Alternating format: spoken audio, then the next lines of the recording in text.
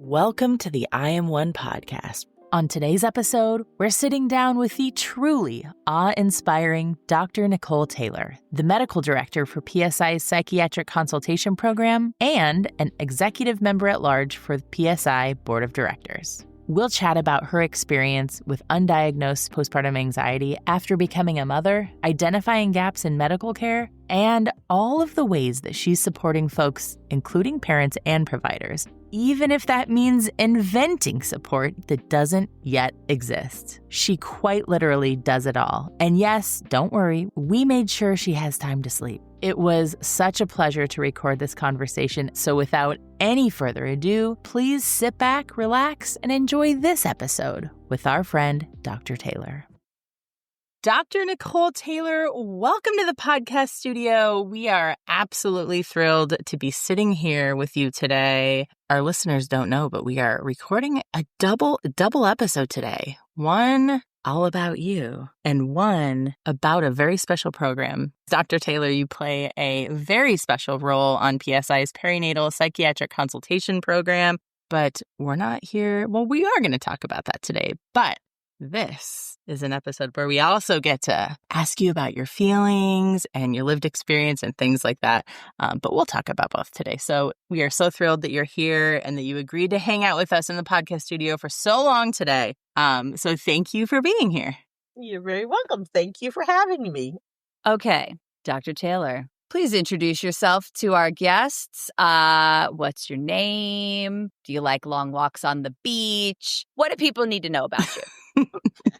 What's your zodiac sign? I'm kidding.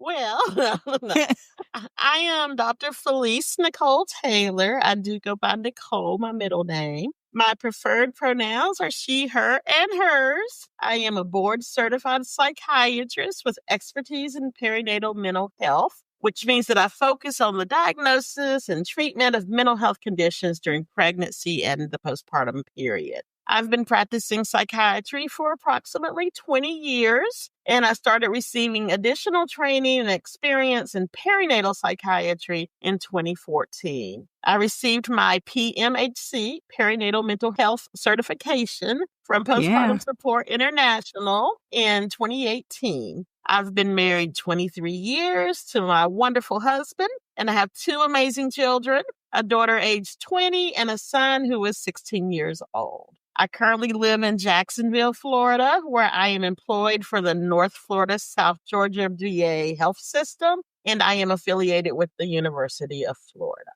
Wow. You are a busy woman. Mm-hmm. Holy cow. And now I feel really lucky that we get, over an hour of your time today. Thank you so much for telling us all about that. I am wondering if you can tell us what role perinatal mental health disorders played in your life personally, professionally. You mentioned, I guess on the professional side, you mentioned that you've been in psychiatry for 20 years, but it wasn't until 2014 that you started focusing on perinatal psychiatry, right? So what role has it played personally and professionally? So I'll talk about personally first. I experienced some postpartum anxiety around the time of the birth of my daughter 20 years ago. I had an emergency C-section related to failure to progress. I was dilated, but she was just not moving down the birth canal. I evidently have a small pelvis and she has a very big head. Oh, no, that's not a good combination. Dang it. Follow up. Does she still have a big head? I'm kidding. Yes. But anyway, so my blood pressure was rising and my medical team decided that it would be best to do a C-section to prevent any further complications. It was definitely not what I had planned for or expected. And so that led to some anxiety. Yeah. A couple of days after being discharged home, I began to have problems breathing. Oh, wow. And I was rushed back to the hospital where I was told that I had pulmonary edema. That means too much fluid on your lungs. So in the lungs, there's too much fluid. Yes, too much fluid in the wow. lungs. You're not supposed to have fluid in the lungs at all. Right. Just air, no fluid. Yeah. Exactly. Okay. So they explained to me that I had probably received too much IV fluids while I was waiting for the C-section and in the recovery process. And so the fluid had built up in my lungs and I could not breathe. Oh, no. They had to put me on some medications and I had to stay in the hospital a couple of days, which meant that I was not with my precious baby girl. Ooh. And that led to more anxiety. Oh, yeah. Yeah. And so then when I did get to go home to my baby, I had problems with breastfeeding, which led to more anxiety. Great. So, Shoot. yeah. So at the time, despite being in my last year of psychiatry training, I did not know that I was having a perinatal anxiety disorder. Right. I was having panic attacks and I had not experienced them before, Oh. but I didn't know what to do about it. At the time, I didn't seek any help. I kind of pushed through it because I didn't know about PSI back then. Mhm. Right. It was only after I attended my first training conference with PSI in 2013, which is almost 9 years later, Yeah. that I fully understood what I had been experiencing and that there was help out there for me. Wow. Yeah. So that's the personal story. So when you were having like panic attacks, did you mention that to a doctor, like at any check-ins or anything like that? Or Yeah, so I did. I told my OB, Mhm. I told the pediatrician, Mm. and they were like, oh, well, you're a doctor. You'll be okay. You're in psychiatry. Oh, no. Don't you know what this is? You know a panic attack can't kill you. So, and that's true. I did know that, but knowing and experiencing are two very different things. Oh, yeah. And so thankfully I had the support of my family and I had friends and, you know, I knew some ways that I would manage other people's anxiety. So I Right. used some of those skills on myself. But I think because people thought that, hey, she's a doctor or going to be a doctor, that somehow I was immune to having a serious condition that was affecting me psychiatrically, emotionally, and physically. Mm-hmm. Right. Yeah. I mean, there's a difference between knowing something and feeling something. And when you're on the feeling side, it's kind of hard to know what to do. I mean, we've talked to lots of providers who supported folks in the perinatal period. And then, you know, when they experienced postpartum depression or anxiety or OCD, it was really hard to kind of tell what was going on at first and then come up with a game plan, and have had also feelings of like, wait a second, I'm the professional here. I should know what to do. But you got it's interesting to hear that you got that feedback, but you're a professional. You should know. You should know what to do. You're a provider. You should know the game plan. Yeah. So that kind of leads into how I got involved with this field. Yeah. After experiencing that, obviously my spidey senses were on. You know, that, hey, maybe I'm not the only one that goes through this. Yeah. So I'd like to tell you a little bit about how I first heard about PSI and then how that works into my professional part of all of Great. this. Okay. So I had experienced that, of course, with my daughter. And I was doing some general psychiatry, you know, along the way. And I began working with families that were experiencing perinatal mood and anxiety disorders around the end of 2013. I still, to this very day, remember my first perinatal patient. Oh. She came into my office. It was a young woman. She came into my office at the university. I was working in the outpatient psychiatry clinic, and she was just in tears. I mean, just inconsolable tears, to the point that at first I couldn't even figure out why she was there. Oh. So she was just out in the lobby just crying, and they were like, hey, Dr. Taylor, Help. Help. can you help me here? So I went out there and got her. And, you know, after she kind of calmed down and I made her feel more comfortable, she told me that she had a history of bipolar disorder and that she had been stable on medications with another psychiatrist in the community for a few years. Mm-hmm. She found out that she was pregnant, and that doctor told her to stop all of her medications. Just cold turkey. Uh-oh. He told her that her baby was going to be, quote, messed up because she had taken, quote, dangerous medications while she was pregnant. And didn't she know that she should not have gotten pregnant on those medications? Oh, wow. So, of course, this is a doctor that she had trusted, that she had been with for a long time, who basically said, don't come back to me until you're not pregnant again. Oh, my goodness. Yeah. Just let that sink in for a minute. She was absolutely devastated. Yeah. And when she shared the story with me, I was horrified. We were both in tears at that point because I could not believe that something so terrible could happen to someone, especially knowing what I had experienced. Right. I could only imagine how much more difficult it would be for someone who wasn't in the medical profession to have to go through something like that. Right. So she did stop all of her medications, and her mental health symptoms got much worse very fast. And on top of that, she was worried that she had, quote, damaged her baby. So I knew that I had to help her. There was no way I was letting her walk out of that room without me finding some way to help her. But I also realized that I needed help trying to help her. Yeah. I had not been taught what I needed in training or had enough experience in my own practice yet to feel comfortable handling, such a sensitive and complex situation. Right. So that's when I found PSI, Postpartum Support International, on Dr. Google.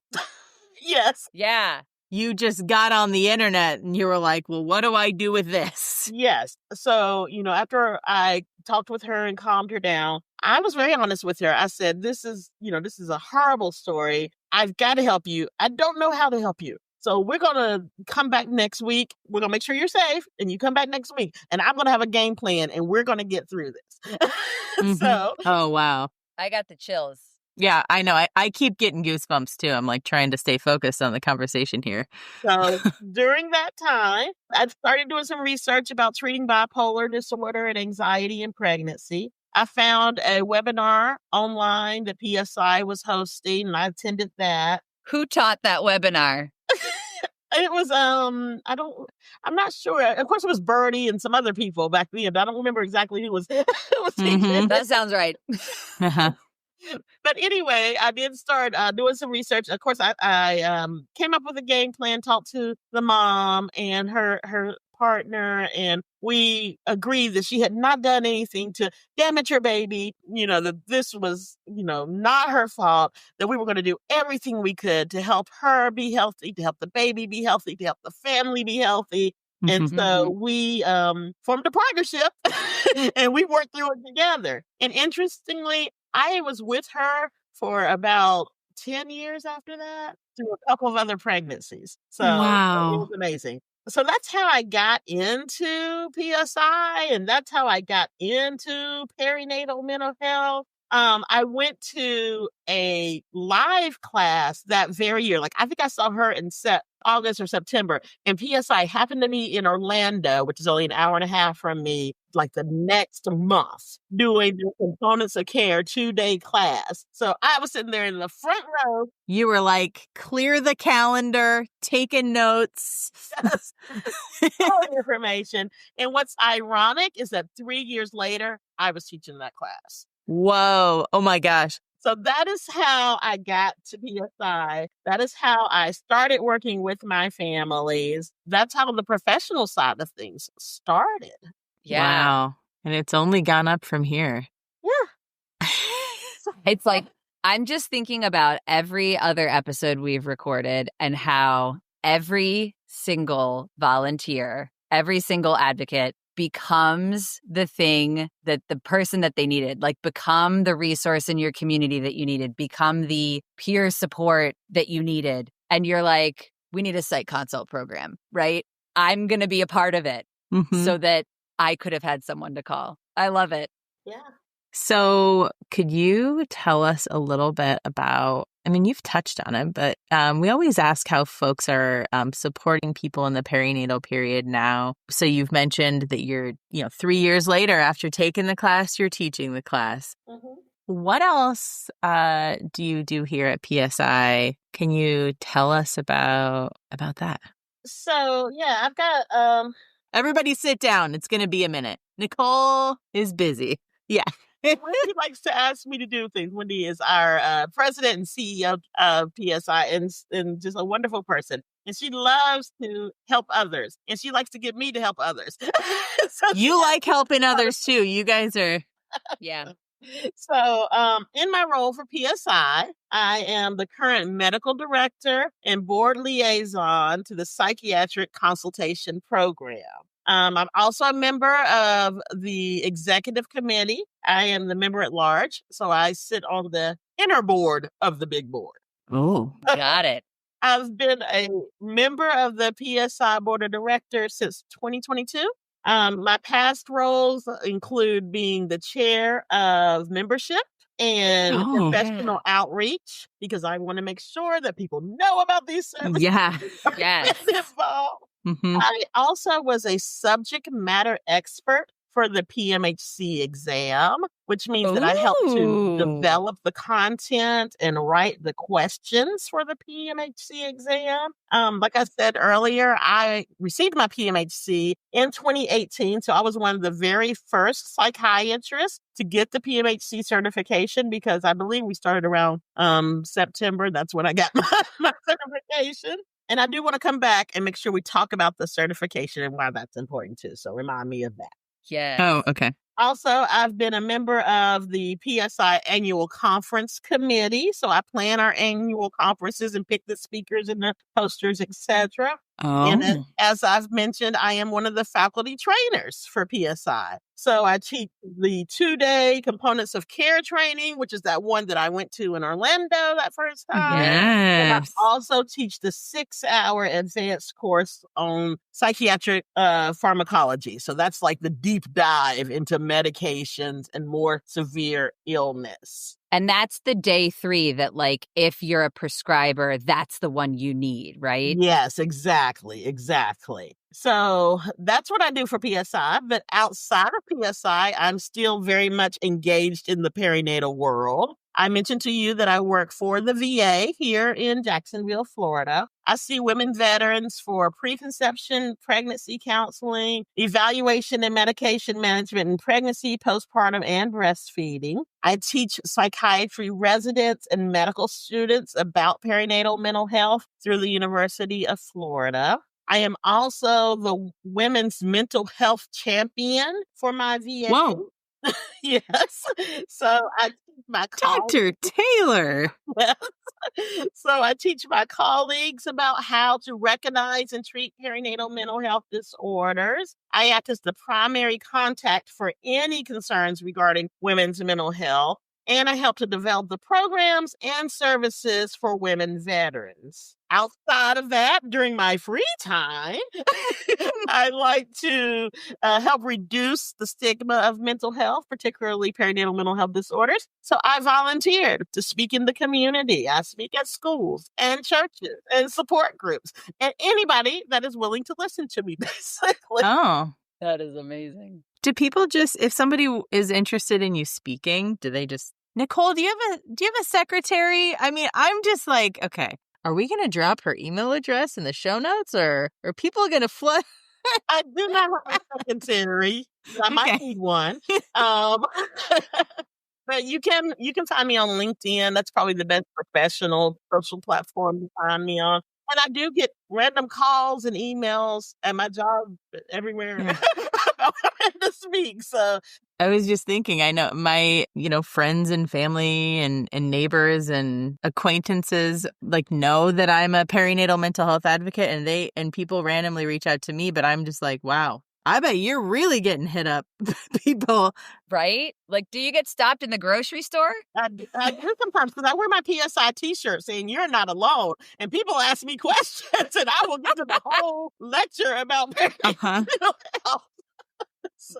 Actually, you told us a funny story about bumping into somebody at was it a fair or something, or Yeah, I was at a seafood festival visiting my daughter down in South Florida where she goes to school. And a random lady just walked up to me and said, "Hey, do you know about 988, which is the Veterans Crisis Line, Suicide Prevention Line, etc." Yeah. And so I told her all the stuff I knew about it and what a great service it was. And I said, "Did you know that you could also be connected to the National Maternal Mental Health Hotline?" And then I started telling her everything I knew about perinatal mental health. Next thing you knew, Dr. Taylor and this new friend pulled up a chair. You know, they were at their own table. They were, don't disturb. They were gone for 3 hours. No, I'm just kidding. She was doing a podcast and she just happened to find the one psychiatrist standing in line for a lobster roll that wanted to talk about perinatal mental health.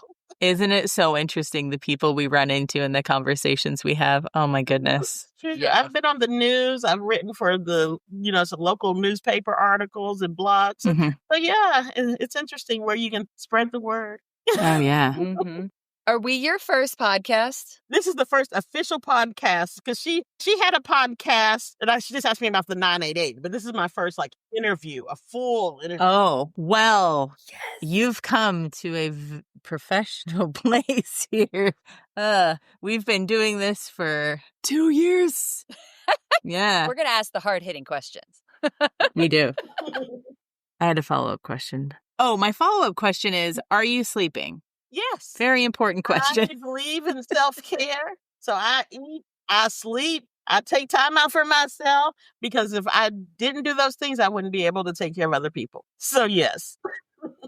Briefly, in that great, explanation of all the amazing things that you are doing to support folks in the perinatal period and providers as well, you mentioned a couple things. I was wondering if you could kind of give us a quick little elevator pitch for what is the Psych Consult program that you've played such an integral role in creating here at PSI. Can you tell us about that? And then also, I think you wanted to mention PMHC. Yes.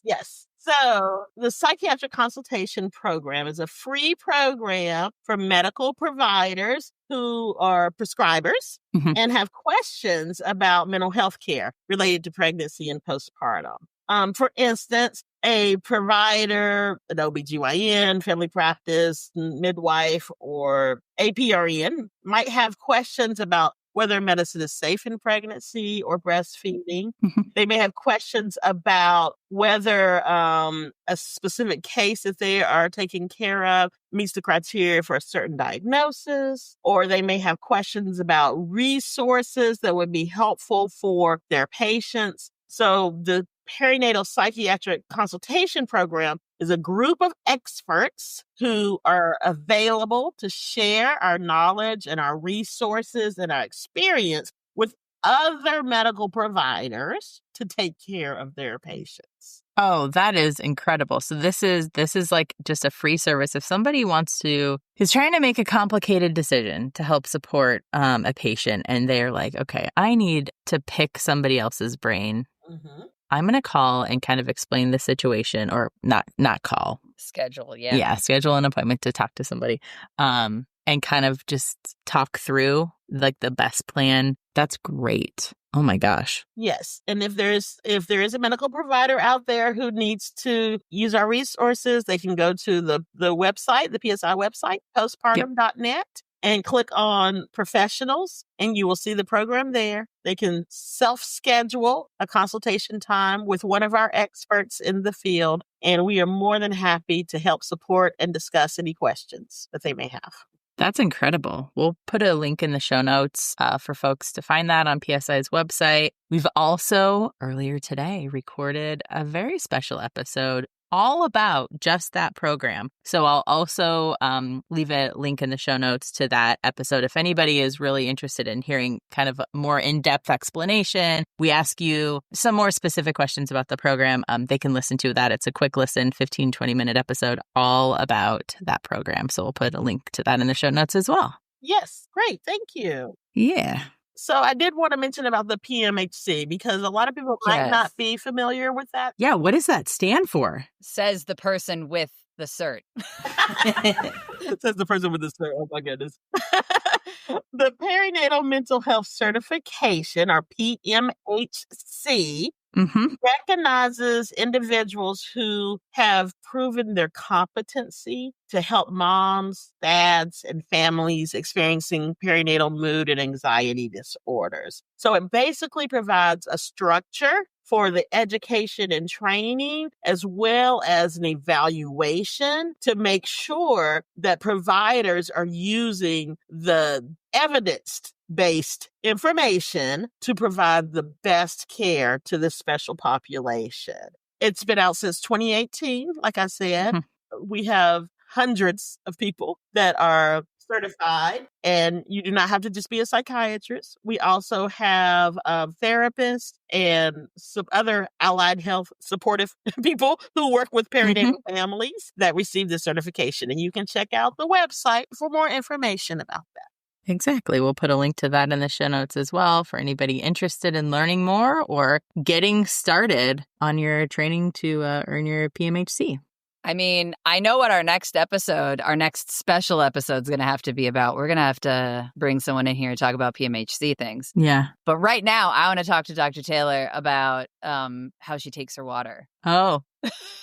And before we hop into the lightning round, is there anything that you wanted to mention? Any questions that we didn't ask that you wish we asked? Anything that you want to add before we get real personal? No, I think we covered everything that we wanted to describe. Of course, I could talk about this for hours and days and weeks. So, you know, if you want more information, just ask and it will come. So. You also mentioned, Dr. Taylor, the PSI annual conference. We'll put a link to the show notes in that. That's coming up in mid-July. In 2025 for anybody listening to it. But look out for that every year. If folks missed the conference this year, it happens every summer, various locations. So we'll put a link to that part of our website. We always have information about where the annual conference is taking place. If you can't make it, can you register and get access to recordings later? Also, if you're not able to be there in person. So yes, we can. We're in New Orleans this year. Oh, yeah. Having a really good time. So we would love for everybody to come out. We're real excited for that this year. Yeah. Well, I think it's time. Emily, are you ready? Dr. Taylor, are you ready? Oh, yeah. For the lightning round? Yes. Excited about the lightning round. All right. First question. Besides this podcast, what is your second favorite podcast if you were to recommend one to folks listening? And it doesn't have to be perinatal mental health related. It can be, but it doesn't have to be. Yes. Well, it is. Okay. I live and breathe perinatal mental health. Okay. Cool. So it is the Mom and Mind podcast. Yes. She's a very dear friend and has so much knowledge and expertise that she shares with everybody. So if you have not checked it out, please check out Mom and Mind with Dr. Kat. Oh my gosh. You know what I saw the other day? I think it was just this week that Dr. Kat has been podcasting for 9 years this week and, has over 400 and some odd episodes. If you are interested in anything perinatal mental health related, you will probably find some sort of specialized topic on her podcast. And it was the first podcast that a mutual friend of Emily and I recommended to me when I discovered that there was such a thing as a perinatal mental health advocate, that there was a whole world out there where folks, focus on supporting folks in the perinatal period. And I wanted to know more. I was like, what do I read? What do I listen to? I had little kids at the time. And so it needed to be, what can I listen to in my earbuds?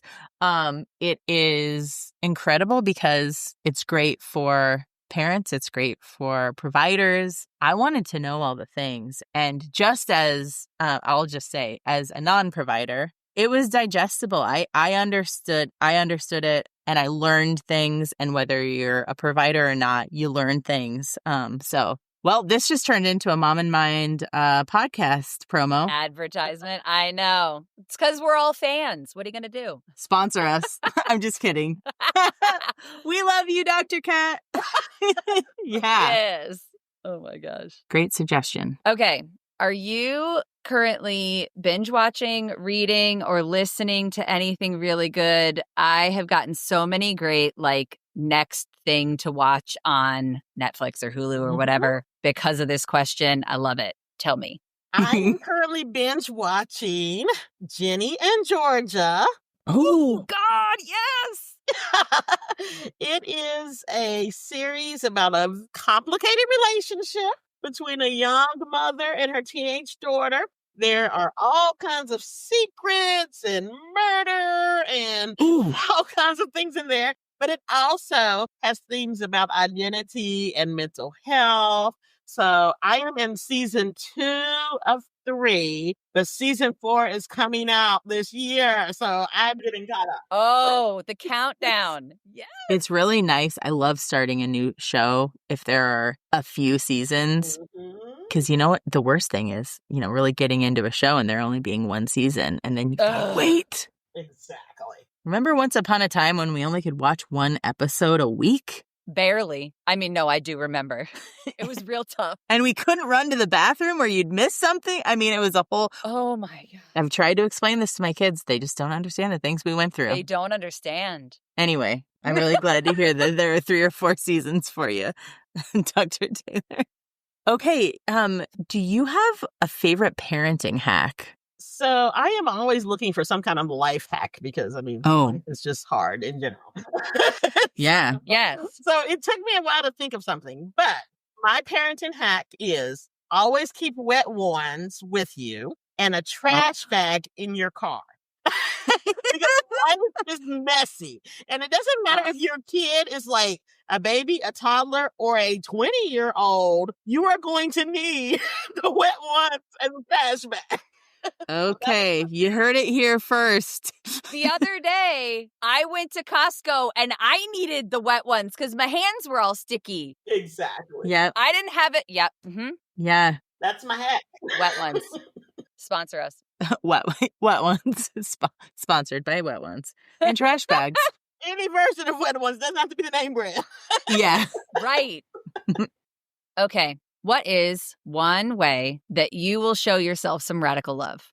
So you heard me mention earlier that I always believe in taking care of myself. Okay? Yes. So that is like part of my daily plan. So today, before we even started this process, I took some time out. I had my coffee out on the patio where I could feel the sun, listen to my wind chimes playing, watch the water. And I was just being still and accepting what the universe was going to give me today.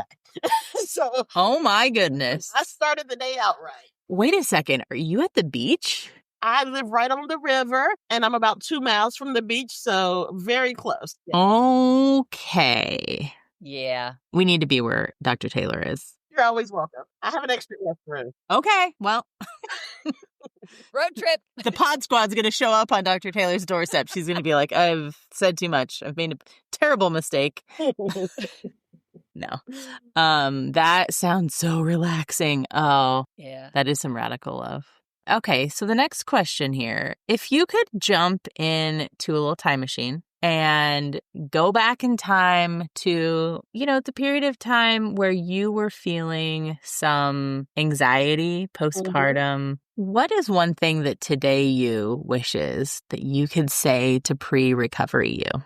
I would say, Nicole, remember that you are doing the very best you can with what you have at this moment. Mm-hmm. Everything doesn't have to be perfect. The goal is to have imperfect progress. That's what I would tell myself. Give myself some grace. That's what I would say. Oh, man. Imperfect progress. Yes. Yes. I'm writing that down. That's why I'm being so quiet right now. My goodness. Yeah, honestly. Those are such wise words. I had a sticky note for a number of, probably 3 years on my computer screen. Something similar that my therapist said to me. She was like, Danny, just start with good enough, because it's hard to parent an adult and accept that, we don't know all the things and we don't have to do things perfectly. So, yeah, I love that. All right. The most important question. How do you take your water? Bubbles, no bubbles, flavor, no flavor? Do you have an emotional support water bottle? I struggle to stay hydrated. This is why I ask. Yes, that's a very good question. And I do have an emotional support water bottle. I collect turtles, so I have a turtle water bottle. Oh. But The answer is with lemon and cucumber slices and a sprig of mint over ice. Oh, Lemon, cucumber, and mint. and ice. Over ice. Oh my goodness. Okay. That is my favorite combination. And so normally when I'm sitting out there looking at the water, if I'm not drinking my coffee, that's what I got. Wow. Okay. That sounds good. Well, way to stay hydrated. Dr. Taylor, if anything has resonated, I think a lot of things from today will have resonated with our listeners. If folks would like to get a hold of you, I know you mentioned getting connected with you on LinkedIn might be the best way. Is that the best way that folks can get in touch with you? Yes, I would say either through PSI with the Psychiatric Consultation program, if they have questions about that, or through LinkedIn if they have other questions that may not be related to. Sure. Okay, we will put your contact information in the show notes for folks who would like to get in touch with you. This has been so lovely. Emily, can you take us out? I would love to. Okay. Dr. Nicole Taylor. Yes. First, thank you so much for sharing your story, for sharing all the things about your program in our special episode. It is such a joy to talk to people with lived experience. It's such a joy to talk to experts. And you are both. You are all the things. You are the ideal double threat in our world. So thank you so much for talking to us about all of it. Thank you so much for having me. I really enjoyed it. Thank you.